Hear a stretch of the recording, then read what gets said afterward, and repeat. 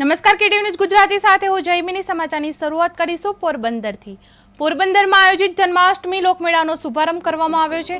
રાજ્યસભાના સાંસદ રામ મોકરિયાના હસ્તે થયો હતો, જ્યાં ધારાસભ્ય, પૂર્વ ધારાસભ્ય તથા મહાનગરપાલિકા કમિશનર સહિત અગ્રણીઓ ઉપસ્થિત રહ્યા હતા. પરંતુ મેળાની શરૂઆત સાથે જ વીજળી ગુલ થતા તમામ રાઇડ બંધ થઈ જતા લોકોમાં ભારે નિરાશા ફેલાઈ હતી.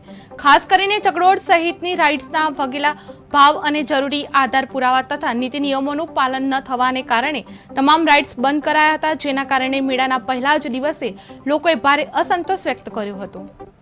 આજ રોજ પોરબંદર કમિશનર તરફથી 5 દિવસના જે મેળાનું આયોજન થયેલું છે, એમાં ટીમ ભાજપ અને વહીવટી અધિકારીઓના સંકલનથી મેળાનું ઉદ્ઘાટન કર્યું છે. મને મેળાના ઉદ્ઘાટનમાં યોગ્ય ગણ્યા બદલ કમિશનર અને કલેક્ટર શ્રીનો હું આભાર માનું છું.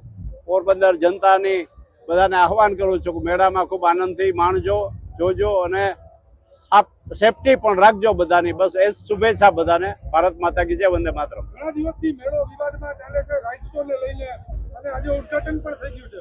નો કોમેન્ટ્સ. આભાર. વઢવાડિયા, પૂર્વ કેબિનેટ મંત્રી શ્રી બાબુ બકરિયા તથા અન્ય માનવાની ઉપસ્થિતિમાં થયું છે. જિલ્લા વહીવટીતંત્ર અને પોરબંદર મહાનગરપાલિકા દ્વારા મેળામાં આવતા તમામ લોકોને સુરક્ષા સલામતી સાથે આનંદ મળે તે માટેનું આયોજન કર્યું છે.